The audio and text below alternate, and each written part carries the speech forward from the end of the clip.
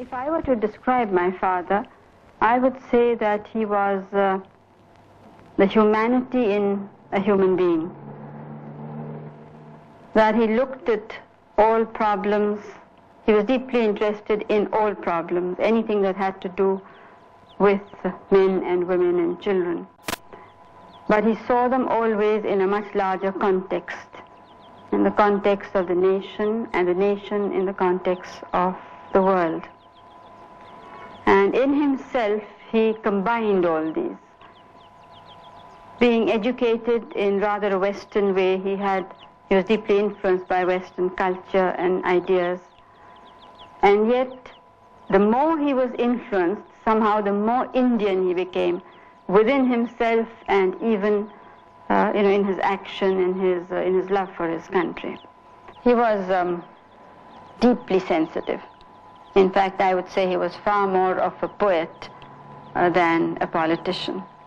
Someone has said that out of a person's quarrels with society comes out literature, but out of one's inner conflict comes out poetry.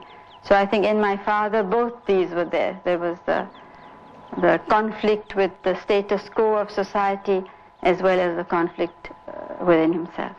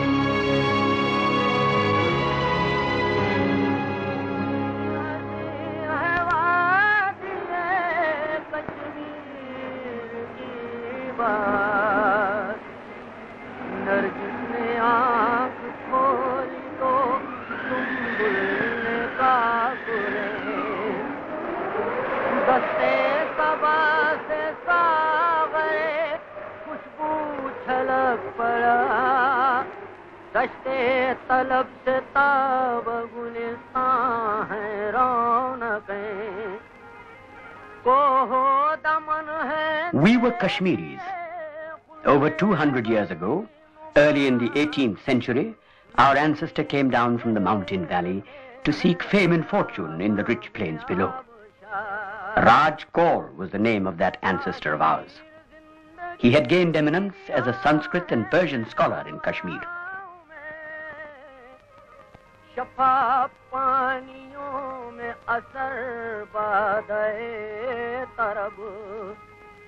I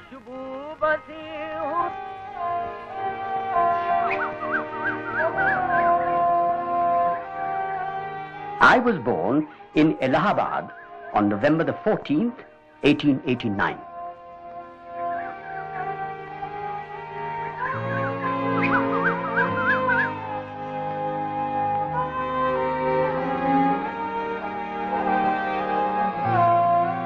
My father worked in the High Court. At an early age, he had established himself as a successful lawyer. He had taken firm grip of the ladder of success, not by anyone's favor, as he felt, but by his own will and intellect. I admired father tremendously. He seemed to me the embodiment of strength and courage and cleverness. When I was 10 years old, we changed over to a new and much bigger house, which my father named Anand Bhavan.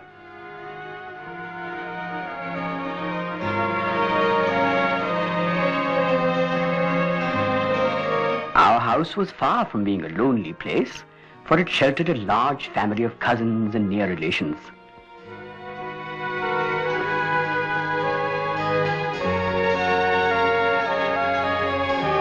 I saw much more of mother than I did of father, and she seemed nearer to me, and I would confide in her.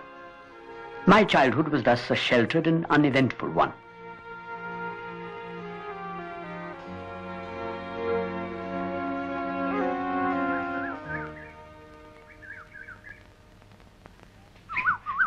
I listened to the grown-up talk of my cousins without always understanding all of it. Often this talk related to the overbearing character and insulting manner of the English people.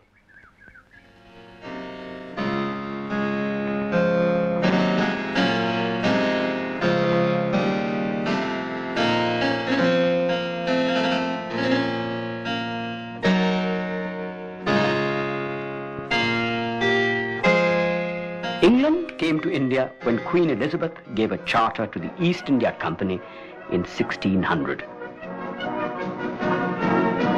The British came as freebooters, and their first period was a predatory one.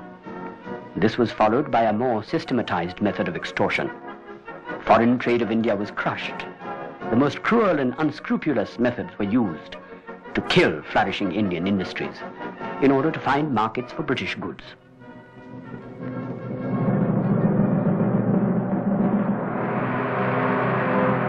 In 1858, after the shock of the Indian Mutiny and Revolt, the East India Company transferred its domain of India to the British Crown.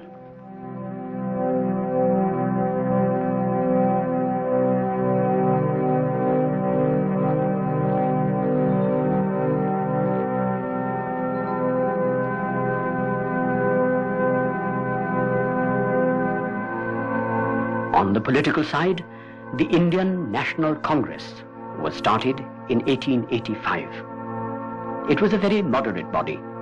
The National Congress was just then attracting the attention of the English-knowing middle class, and my father visited some of its early sessions and gave it a theoretical allegiance.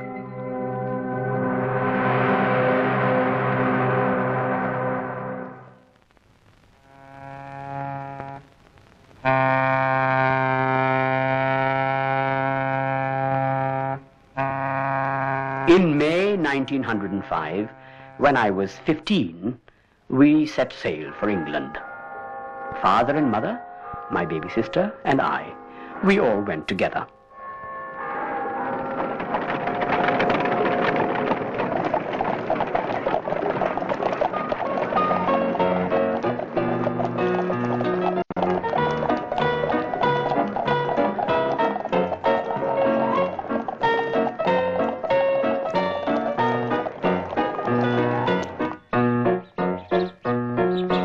I was a little fortunate in finding a vacancy at Harrow. Never before had I been left among strangers all by myself, and I felt lonely and homesick, but not for long. Father wrote to me, "We leave you in flesh, but will always be with you in spirit. I never thought that I loved you so much as when I had to part with you. I have not the slightest doubt that you will rise to all my expectations and more."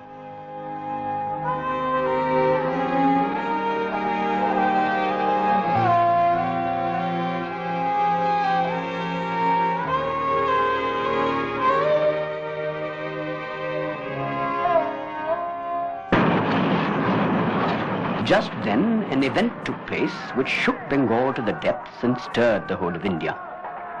The British government divided up the great province of Bengal into two parts, one of these being Eastern Bengal. Eastern Bengal had a majority of Muslims, so by this division, a Hindu-Muslim question was also raised. A great anti-British movement rose in Bengal.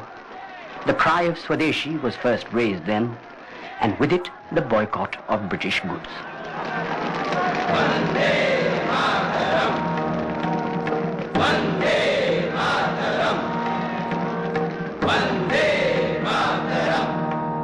Side by side with it, there arose a school of revolutionary violence, and the bomb first made its appearance in Indian politics.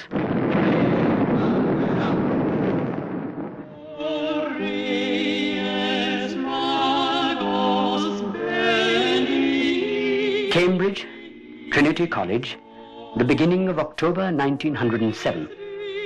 3 quiet years with little of disturbance in them.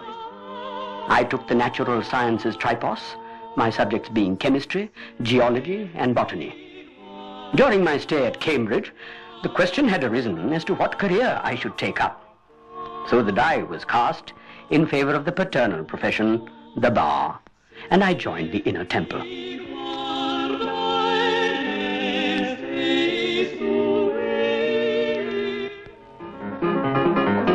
For the next 2 years, I hovered about London. My law studies did not take up much time. For the rest, I simply drifted. My father wrote to me, "However indulgent I may be, I am not the man to stand nonsense. Again, the idea of throwing away 40 pounds in the way you did does not commend itself to me." I replied, "Either you trust me or you do not. If you do, then surely no accounts are necessary. If you do not, then accounts I send you are not to be relied upon."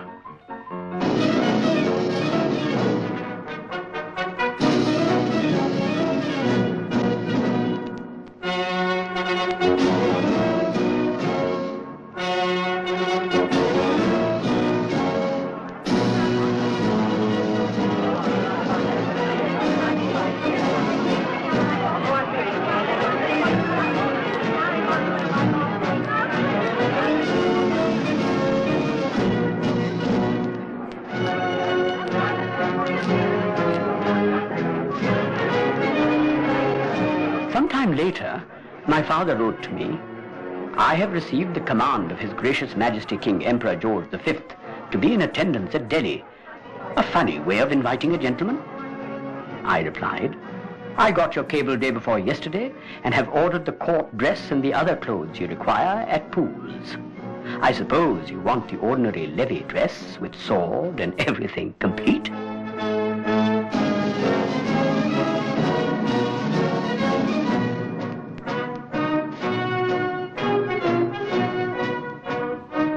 In the summer of 1912, I was called to the bar, and in the autumn of that year, I returned to India after a stay of over 7 years in England. I'm afraid as I landed at Bombay, I was a bit of a prig, with little to recommend me. I felt dissatisfied with life in those early years after my return from England.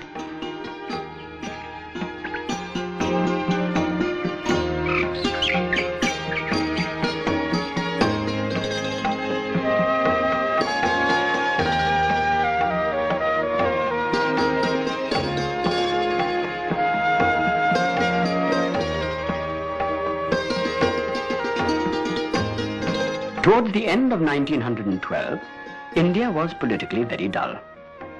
Politics, which to me meant aggressive, nationalistic activity against foreign rule, offered no scope for this.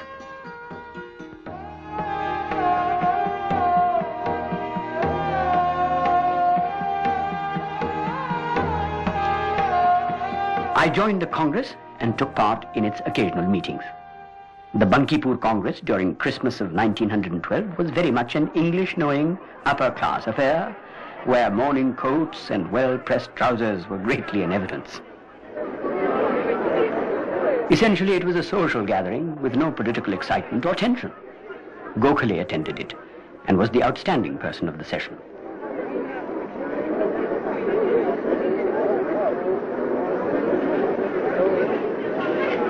The World War absorbed our attention.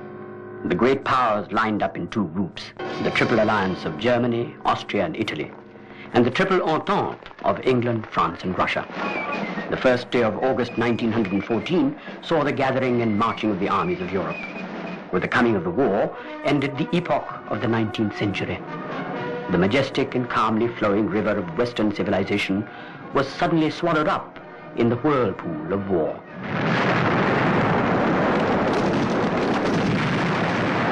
It was not India's war. She was but a dependency of Britain, forced to toe the line of her imperialist mistress. The Defence of India Act held the country in its grip. And so, in spite of large resentment in the country, Indian soldiers fought against Turks and Egyptians and others, and made India's name bitterly disliked in Western Asia. As the war proceeded, a handful of people made huge profits, but the great majority felt the strain more and more. The demand for more men for the front went on growing, and recruitment for the army became very intense. These methods were greatly resented by the people.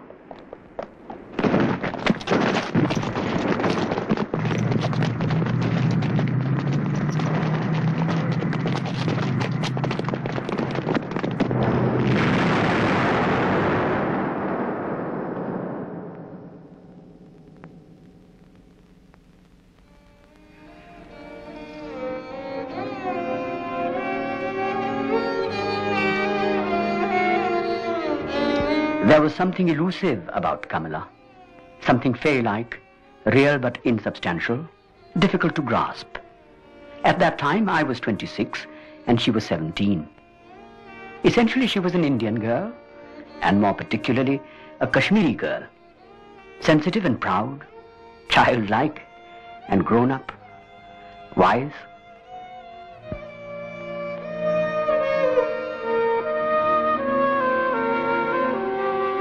I have come across few persons who have produced such an impression of sincerity upon me as she did. My marriage took place in 1916 in the city of Delhi. It was on the Vasant Panchami day, which heralds the coming of spring.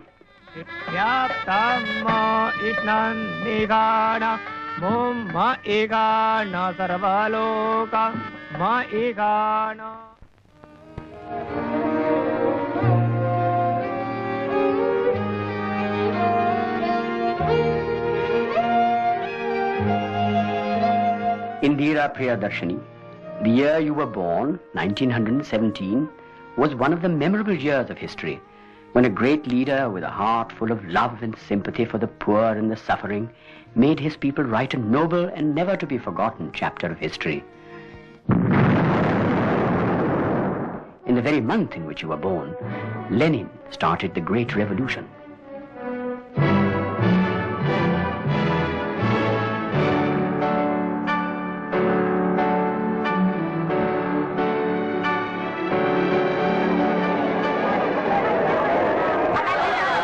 The end of the war found India in a state of suppressed excitement, resentful, rather aggressive, not very hopeful, but still expectant.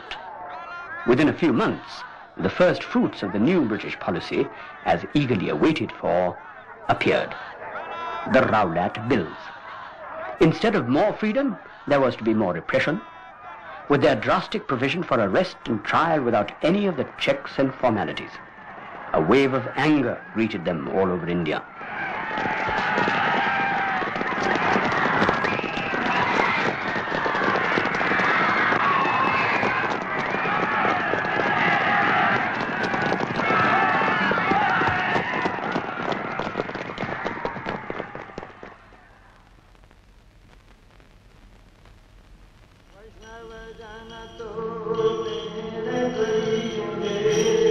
And then Gandhi came.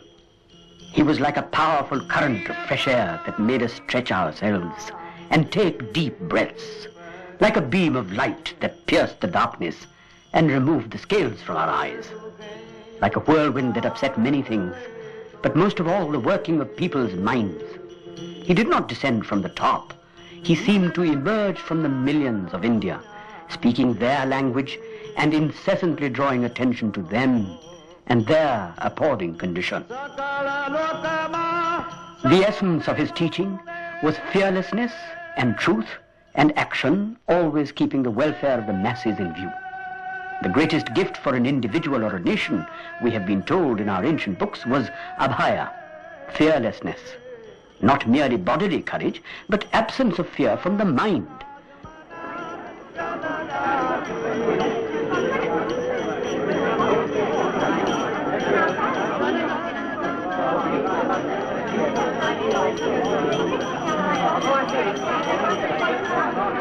But the dominant impulse under British rule was that of fear.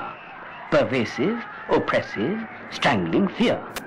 Fear of the official class, fear of laws made to suppress, and of prison, fear of the landlord's agent, fear of the moneylender, fear of unemployment and starvation, which were always on the threshold. It was against all this prevalent fear that Gandhiji's quiet and determined voice was raised.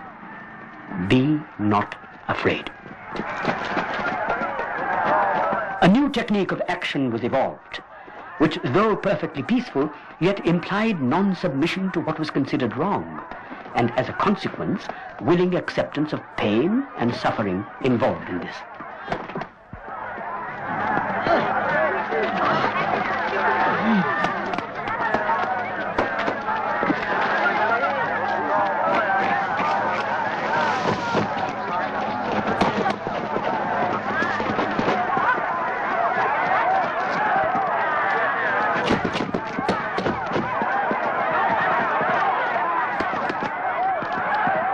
The Congress made the decisive step and accepted the program of non-cooperation proposed by Gandhiji. It was supposed to hold boycotts, refusal of the titles given by the foreign government, boycott of official functions, boycott of courts of law, government schools and colleges.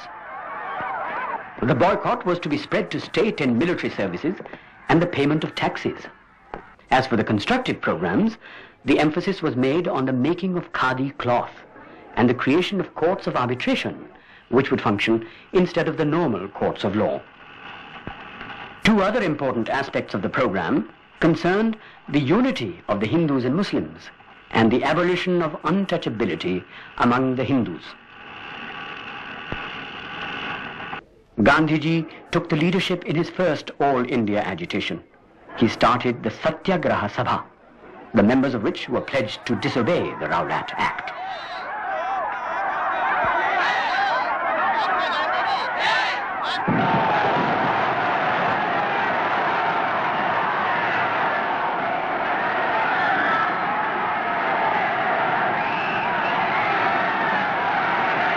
Satyagraha Day. All India hartals and complete suspension of business.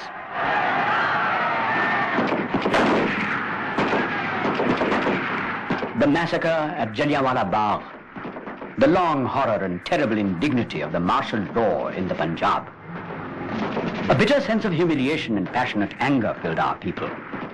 All the unending talks of constitutional reform and Indianization of the services was a mockery and an insult, when the manhood of our country was being crushed and the inexorable process of exploitation was sapping our vitality. We had become a derelict nation. In those days I realized better than at any time before how cruel and immoral imperialism was.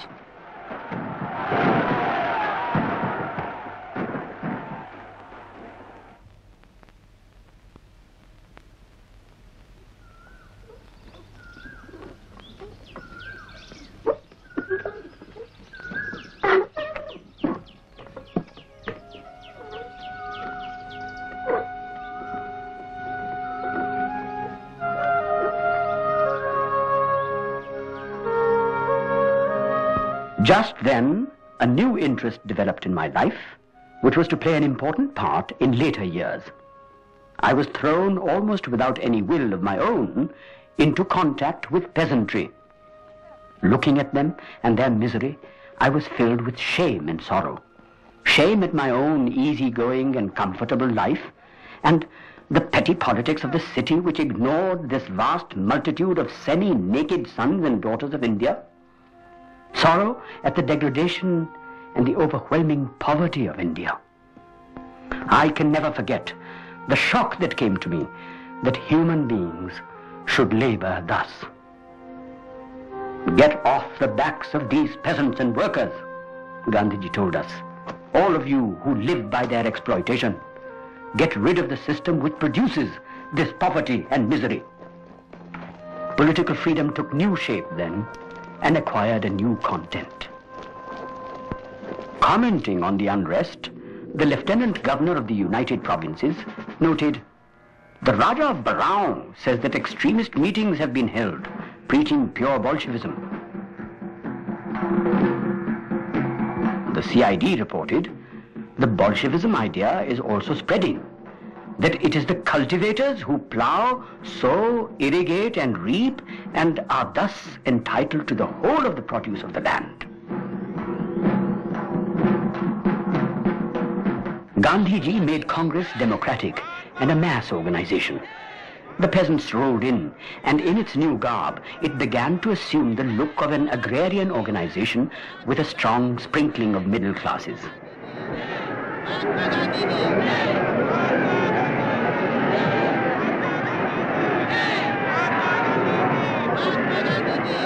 I became wholly absorbed and wrapped in the movement.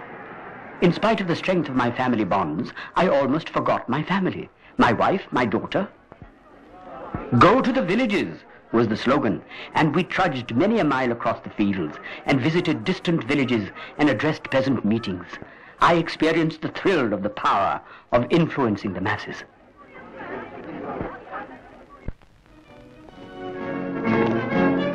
The end of the year brought matters to a head.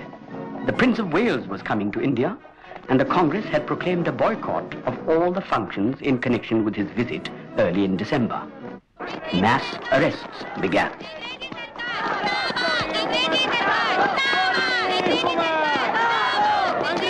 All the prominent Congress leaders and workers in these provinces were arrested, and ordinary volunteers by the thousand went to prison. Both my father and I had been sentenced to 6 months' imprisonment.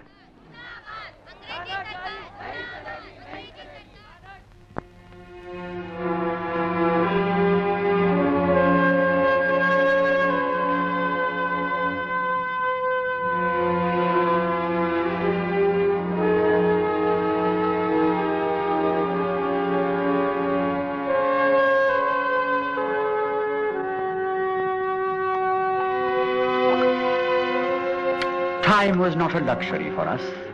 It was more of a burden. The time I spent in watching the ever-shifting monsoon clouds was filled with delight and a sense of relief. I had the joy of having made almost a discovery and a feeling of escape from confinement.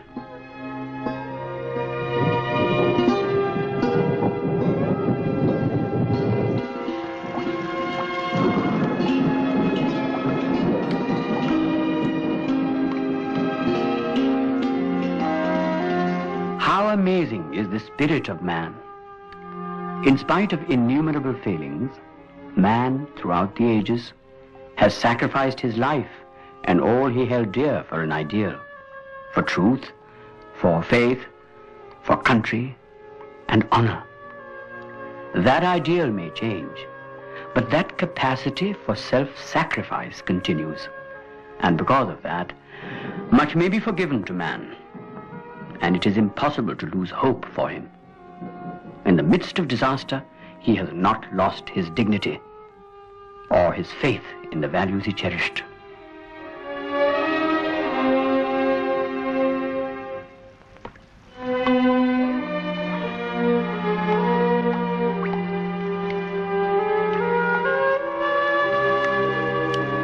One misses many things in prison, but perhaps most of all, one misses the sound of women's voices and children's laughter.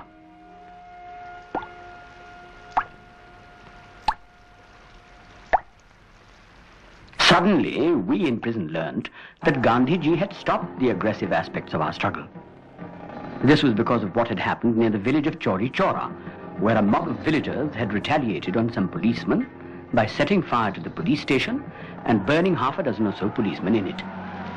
Were a remote village and a mob of excited peasants in an out-of-the-way place going to put an end, for some time at least, to our national struggle for freedom?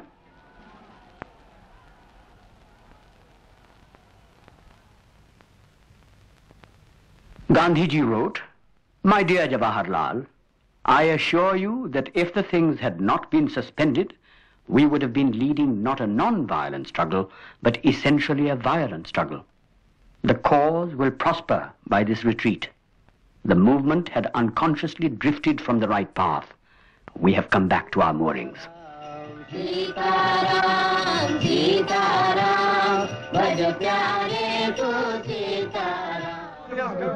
On the last day of January 1923, all of us politicals in the Lucknow jail were discharged.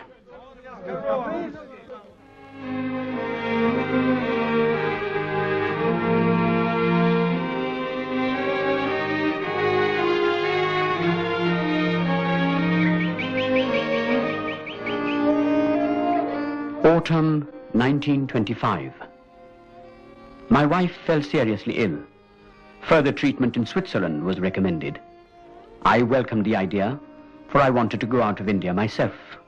My mind was befogged, and no clear path was visible. And I thought, perhaps, if I was far from India, I could see things in a better perspective and lighten up the dark corners of my mind.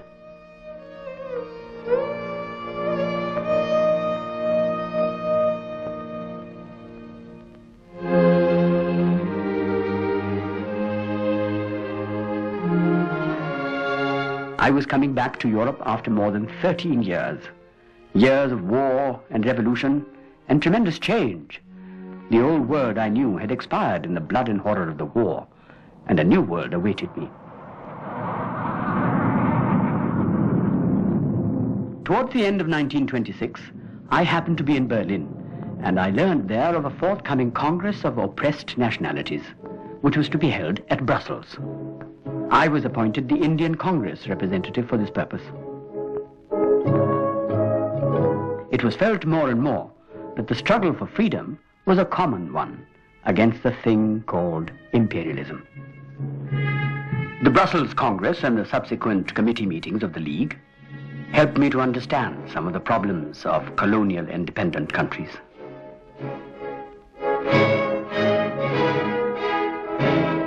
My father came to Europe. All of us, my father, my wife, my young sister, and I, paid a brief visit to Moscow during the 10th anniversary celebrations of the Soviet. We were glad we went, for even that glimpse was worthwhile. Pravda reported, despite the obstacles created by the British authorities, Indian delegates will attend celebrations in Moscow. In a few days, Pandit Motilal Nehru, a most prominent leader of the Indian national movement, is arriving. He will come to Moscow accompanied by his son, Jawaharlal Nehru, leader of the left wing of the Indian National Congress.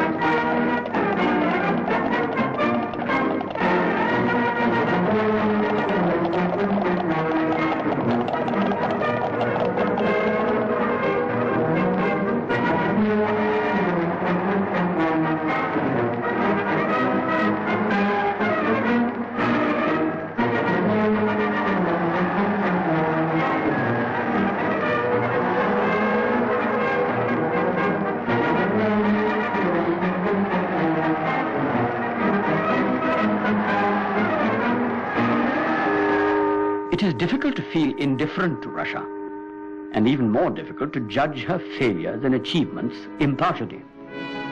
It interests us especially because conditions there have not been, and are not even now, very dissimilar. Both are vast agricultural countries with only the beginnings of industrialization, and both have to face poverty and illiteracy. If Russia finds a satisfactory solution for these, our work in India is made easier.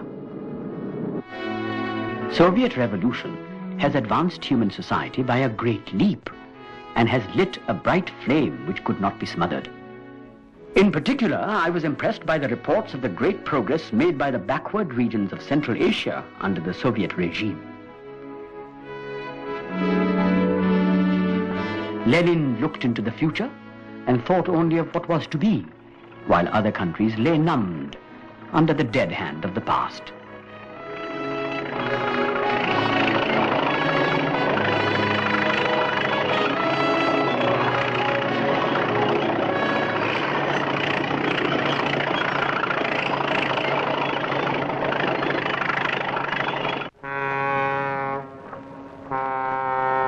I was returning from Europe in good physical and mental condition. My outlook was wider, and nationalism by itself seemed to me definitely a narrow and insufficient creed. Political freedom, independence were no doubt essential, but they were steps only in the right direction. Without social freedom and a socialistic structure of society and the state, neither the country nor the individual could develop much. The Congress held its annual session, and for the first time stood for the national independence of India.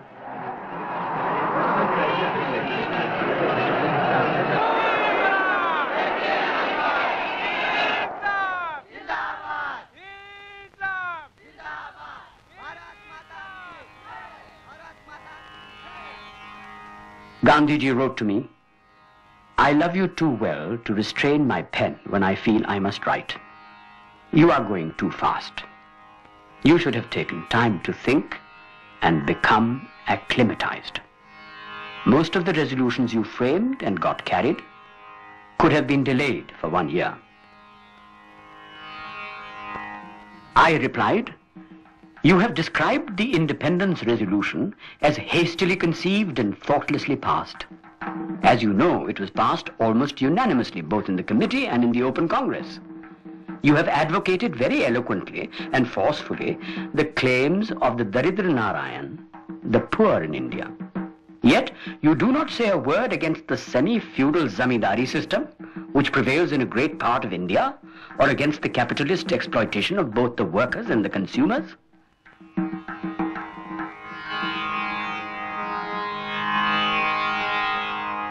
Gandhiji wrote back, "Though I was beginning to detect some differences in viewpoint between you and me, I had no notion whatsoever of the terrible extent of these differences. I see quite clearly that you must carry on an open warfare against me and my views, for if I am wrong, I am doing irreparable harm to the country." I replied, "You know how intensely I have admired you and believed in you as a leader who can lead this country to victory and freedom. I felt intensively that however much I may disagree with you, your great personality and your possession of these qualities would carry us to our goal. During the non-cooperation period, you were supreme. You were in your element, and automatically you took the right step.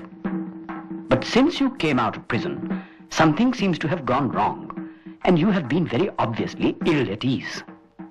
You misjudge greatly, I think, the civilization of the West, and attach too great an importance to its many failings. It is the opinion of most thinkers in the West that these defects are not due to industrialism as such, but to the capitalistic system which is based on exploitation of others. I believe you have stated that in your opinion there is no necessary conflict between capital and labor. I think that under the capitalistic system, this conflict is unavoidable." The British government announced the dispatch of a commission to India to learn what reforms and changes in the structure of the administration were required for the future. All Indian political figures and organizations were surprised over this announcement. Meanwhile, the Simon Commission had been moving about, pursued by black flag demonstrations and hostile crowds shouting, "Go back!"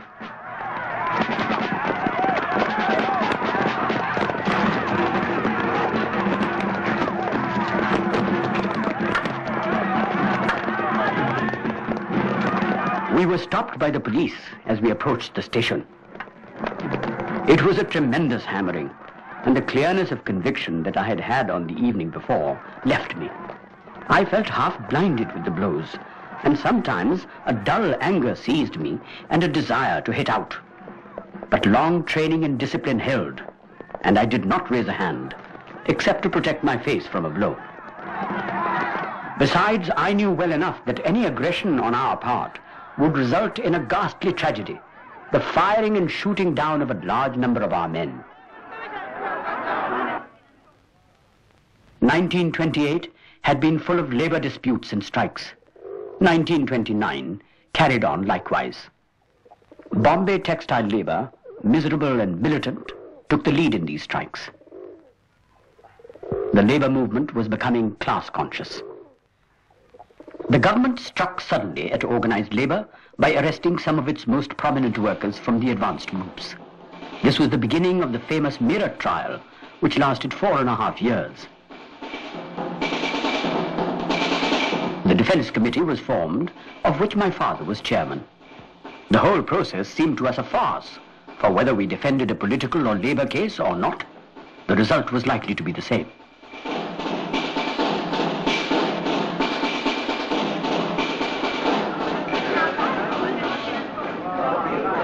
The 1929 Congress was going to be held in Lahore. Gandhiji's name was recommended for the presidentship by the Provincial Committee, but he would not accept. At the last moment, he pressed my name forward. My election was indeed a great honor and a great responsibility for me. We have but one goal today, that of independence. Independence for us means complete freedom from British domination and British imperialism. I must frankly confess that I am a socialist and a republican, and I am no believer in modern kings of industry and princes, or in the order which produces them, who have greater power over lives and fortunes of masses than even kings of old, and whose methods are as predatory as those of old feudal aristocrats. I recognize, however, that it may not be possible for a body constituted such as this National Congress, and in the present circumstances of the country, to adopt a full socialist program. January the 26th was fixed as Independence Day, when a pledge of independence was to be taken all over the country. We believe that it is the inalienable right of the Indian people, as of any other people, to have freedom and to enjoy the fruits of their toil and have the necessities of life so that they may have full opportunities of growth. The British government in India has not only deprived the Indian people of their freedom, but has based itself on the exploitation of the masses and has ruined India economically, politically, culturally, and spiritually. We believe, therefore, that India must sever the British connection and attain Purna Swaraj, or complete independence.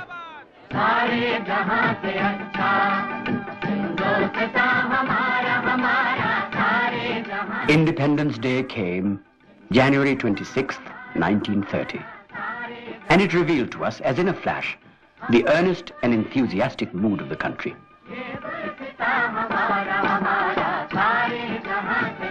This celebration gave the necessary impetus to Gandhiji, and he felt, with his sure touch on the pulse of the people, that the time was ripe for action. The great question that hung in the air was, how? How were we to begin? And the Mahatma gave the hint. Salt suddenly became a mysterious word, a word of power. The salt laws were to be broken. We were bewildered and could not quite fit in a national struggle with common salt.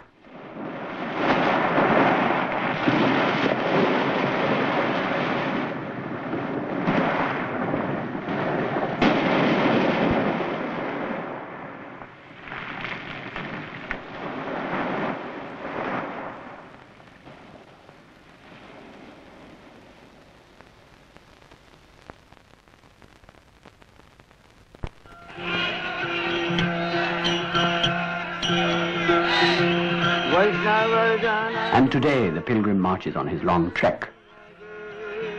Staff in hand, he goes along the dusty roads of Gujarat, clear-eyed and firm of step, with his faithful band trudging along behind him. Many pictures rise in my mind of this man, whose eyes were often full of laughter, and yet were pools of infinite sadness. He was the pilgrim on his quest of truth, quiet, peaceful, determined, and fearless.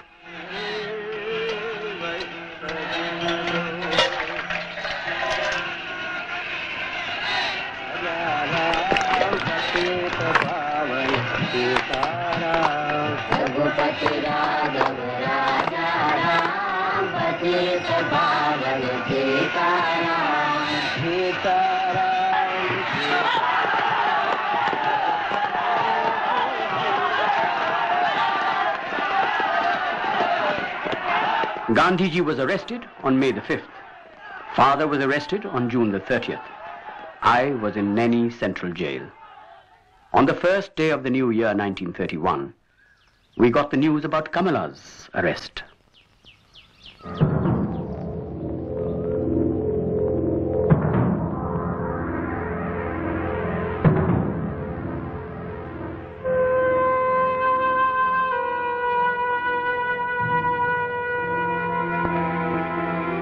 How I began to hate all locks and bolts and bars and walls. Sometimes a physical longing would come for the soft things in life. Friends, interesting conversation, games with children. On January the 26th, in the forenoon, I was told suddenly that my father's condition was serious and I must go home immediately. Early in the morning of February the 6th, 1931, I was watching by his bedside.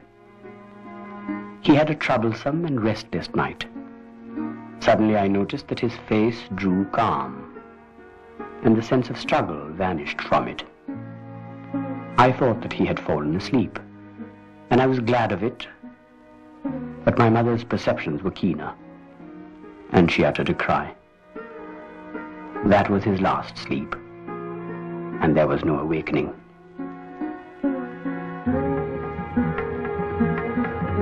A man of strong feelings, strong passions, tremendous pride, and great strength of will.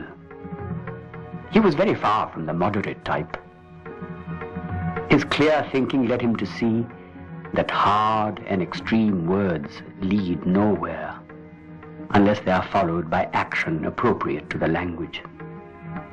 He was neither meek nor mild. And again, unlike Gandhiji, he seldom spared those who differed from him. With a broad forehead, tight lips, and a determined chin, he had a marked resemblance to the Roman emperors.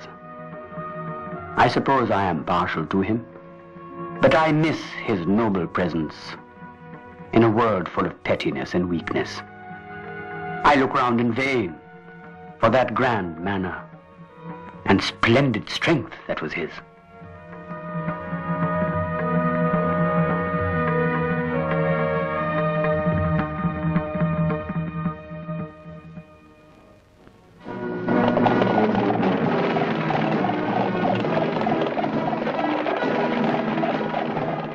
Authority corrupts, and absolute authority corrupts absolutely. And no man in the wide world today has had or has such absolute authority over such large number of people as the British Viceroy of India. The Viceroy speaks in a manner such as no Prime Minister of England or President of the United States can adopt.